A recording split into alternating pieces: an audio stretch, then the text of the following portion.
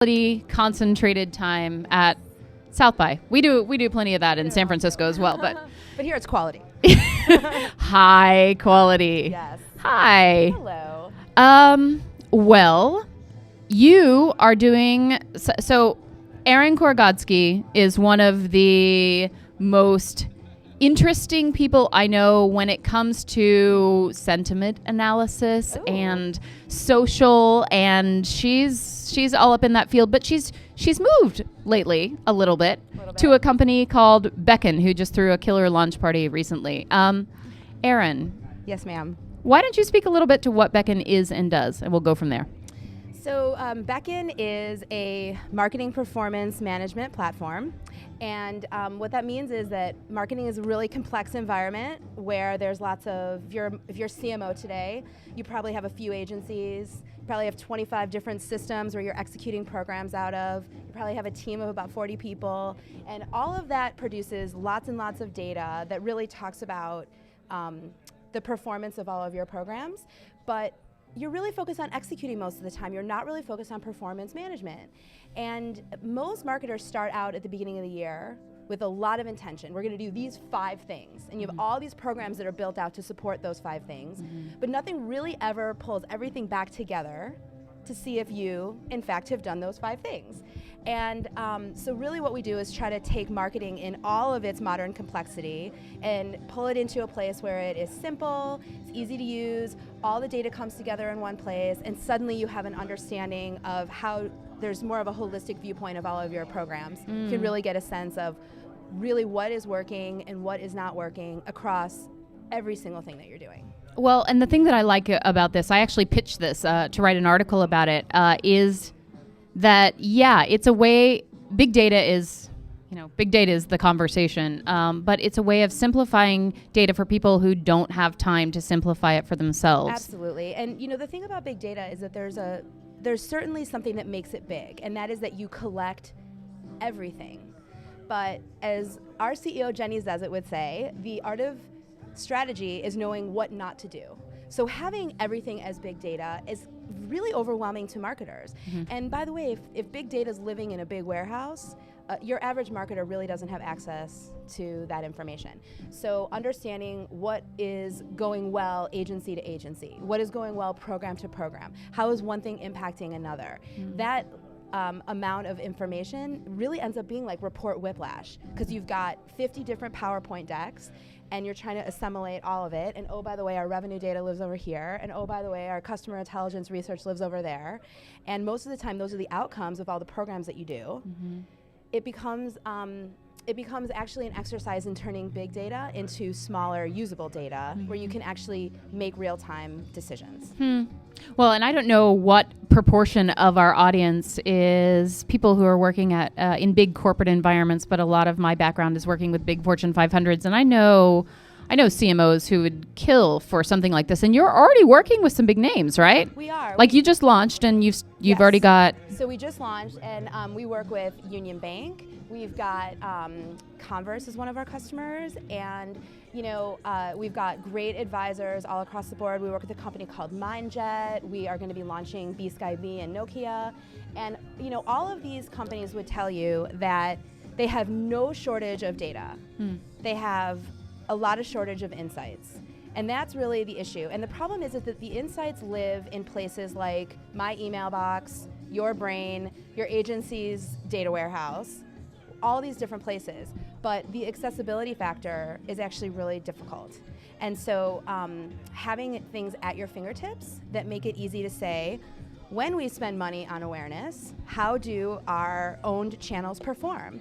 And it's very difficult to take so many disparate sources and different frameworks and actually pull it into something that lets you know, how's it going? Yeah, and the different formats, some agencies are playing with PowerPoint decks, and some are playing with Excel spreadsheets, and people are, like, data comes in every form imaginable. Absolutely. Can what you're doing, what is what you're doing? Is it a website? Is it a service? No, so it's it's software as a service, and really what you're looking at is our ability to take both structured and unstructured data, knowing this is the number we need, that's the number we need, all of the things that are sort of answering the question of how did we do, we get them from whatever format they come in.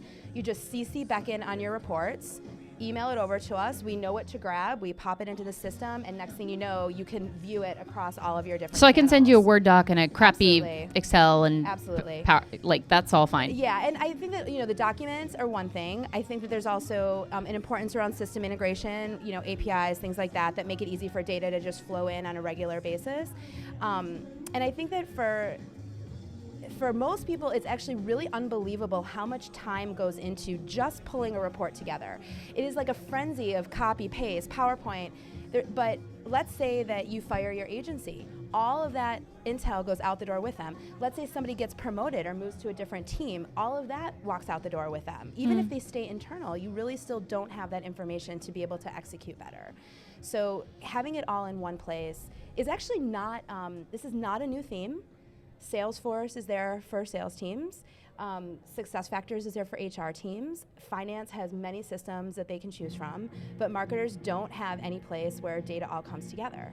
And a story that I love to tell is that, if you come back from South by Southwest and I've got all of my receipts and all of my expenses, and if I threw them in a paper bag and handed them to the person on my team that pays me back, they'd be like, no. This has to go into a system, you have to tag it properly, you have to be intentional, and then you will get paid back. My bag of receipts doesn't do anything for me. And so every other team has actually already got something in place that allows you to track every single bit all along the way. And really now it's marketers' opportunity to add that level of efficiency to what they're working on. And instead of spending so much time doing the manual labor to collate all of that together, you're focused on, well, what went well? Well, so just so everyone knows why I invited Erin over, when having a conversation about what Beckon does, there was one bit of it that really struck me as amazing. There's there are multiple bits that were neat, but this was the ability for a CMO to do a side-by-side comparison of all of their agencies and see their performance. How are they performing on engagements per $10,000 I spend? And actually, a question like that could take a CMO a month to answer easily. How much did I spend last year at all? How did I do budget versus actual spend? Those types of questions are really, really difficult to answer. And they're the types of things that that you want to know those KPIs, those important metrics, in order to make decisions down the line. Sometimes you need these things to actually validate the decisions that you've made. I think that art and science is without a doubt part of marketing, and there's no question that a lot of it is a gut feeling, a lot of it is creative, a lot of it is sort of the misunderstanding that there's math in marketing. And what this really does is it simplifies the math part so that you can focus on the insightful and artful part. That's lovely. We think so. We're excited about it. Yeah, when did you launch? So we launched last week, actually I should say last month, and it's been great. We came out of beta after 2.5 years of building technology. I should mention that one of the things I love about Beckon the most is that this is not the first time that this team has worked together. Most of the core team started together at Razorfish. They founded Scout Labs, which is where I met them. We got acquired by Lithium, and as founders do, they wrapped it up through the acquisition and went and launched something else. So now several of us are back together again. And I think that because we come from a world of marketing and having lived this chaotic existence, we really understand that this is a problem that's really worth solving. I haven't met anybody yet that isn't interested in solving this problem, so it's a really exciting time for us. Awesome. Okay, well, since you've been living a startup that's been in beta for a long time and you've just launched, what bit of advice would you give to someone getting ready to launch about how to make that process more efficient or better for the soul, frankly, because that can kill you? Sure. I mean, this is not. I mean, as working in a startup, I think that that it it reminds me of the days that I did analyst and influencer relations. That stuff is not really that different. What you want is for people to remember who you are and know what makes you different. And what your launch does is sort of create a circumstance where you can get that message out. And being able to share those things really means that as you find somebody that has this issue, like you genuinely and legitimately and authentically want to share what Beckon does, or whatever the startup is, because you are now able to take that information and help somebody else with it. And I think that is the nature of what a launch is being able to say, like, we're here to solve this problem for you. We want people to know that we're able to solve it. If you learn about us and find somebody that has that problem, like, help us make that connection. We just try to add a lot of energy behind that process. And we call it a launch because we sort of kept everything really tight for a long time and then just sort of open it up so that we can share the stories of our customers and share the problems that we're solving and really bring all of our collective knowledge out into the world that we know has this problem. We've sort of validated that this problem is out there. So when you think about getting ready to launch really anything, I think it's important to stay focused on what the key differentiators are and what it is that will help keep you top of mind. And that's a pretty good guide for all of the things that you execute in order to launch. Well, unpacking, I felt like you had a lot of beautiful pieces of advice in there, and tell me if I got this right. I mean, one of them is approaching what you're offering as sort of an act of service to people. Like, I've got something that can actually help you. I'm not trying to sell you anything. I believe in this, but I'm not selling you on believing in it. But this could really be of value. Absolutely. And I think that also, we want to help people do their jobs better. And we recognize that with so much energy sort of being wasted on this way of collating data together, it's a very compelling story because I don't know anybody that has found an easy process without having tools to actually do that. Awesome. Parting words? Please. Oh, yes.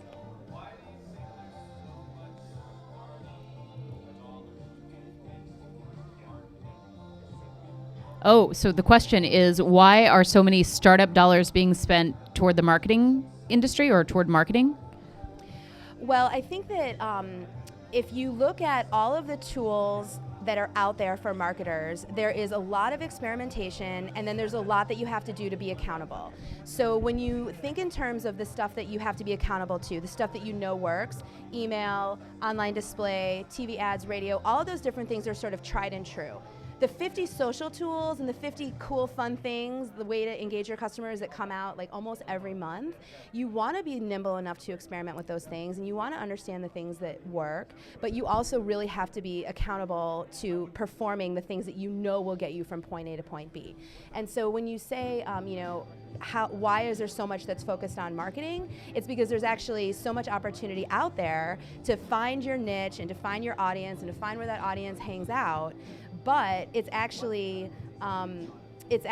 even more difficult to sort of like land on the thing that works. So I think that what you're seeing is that there's a lot of companies out there that are like, try this approach. Does everybody like it? Great, it sticks.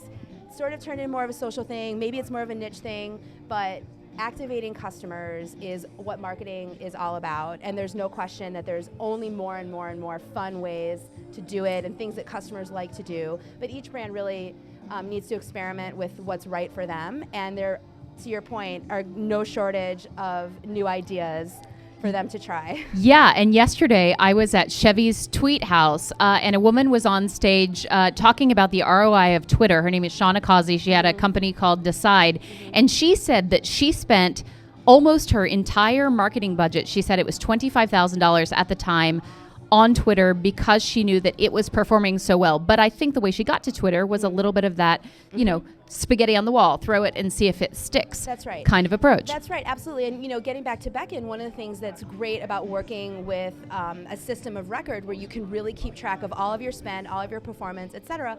Let's say that you have a core philosophy about experimenting. Well, how do you know what to cut in order to have an experimentation budget? Suddenly having something like Beckon makes it easy to say, show me the bottom 10% that of all of my performance, let's cut that and let's move on with some experimentation the next year. Conversely, we work with people that have to cut their budget. It happens all the time. Ironically, how do you know what to cut if you're not using a system that actually tells you what's performing well? So that's all applicable for big companies. Sort of as a last thing, because you're in my world, you're an expert on Go on. social Go on. and all that. More. And you know about all those other tools. So if a startup was going to use one of those 50 tools that are popping up all the time, or a social tool for marketing, where would you tell them to start or to go, or what should they use? So I think that it's very tempting to want to be everywhere. And sometimes you have to try being in different places to really find out where your audience is. And so I think that I would spend part of my time experimenting with different platforms to think through where is my audience.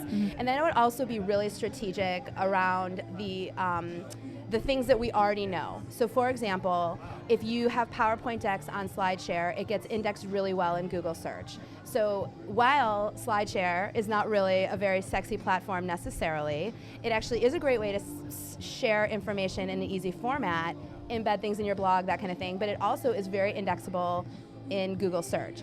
I think that YouTube and videos are also a really smart way to stay relevant when search terms come up, and helping with your natural search. I think that that's a big factor, is like really making sure that you leverage the things that you don't necessarily have to pay to get attention to. And then really, I think authentic content is the most important thing, and if you're putting it on your website and you're putting in the places that you know get indexed, I think that that's a really important place to start. So you want to be, you want to be sort of artful and strategic about it, doing the things that give you a little bit to experiment with, but also doing some tried and true things that you know are just going to help you across all of your channels. Art and science. That's marketing. Erin Korogodsky. Thank you, Leah Hunter. Hi, honey. All right. And I don't know who we have queued up next. I feel like Erin found someone. Hi! Oh, we've got someone. All right.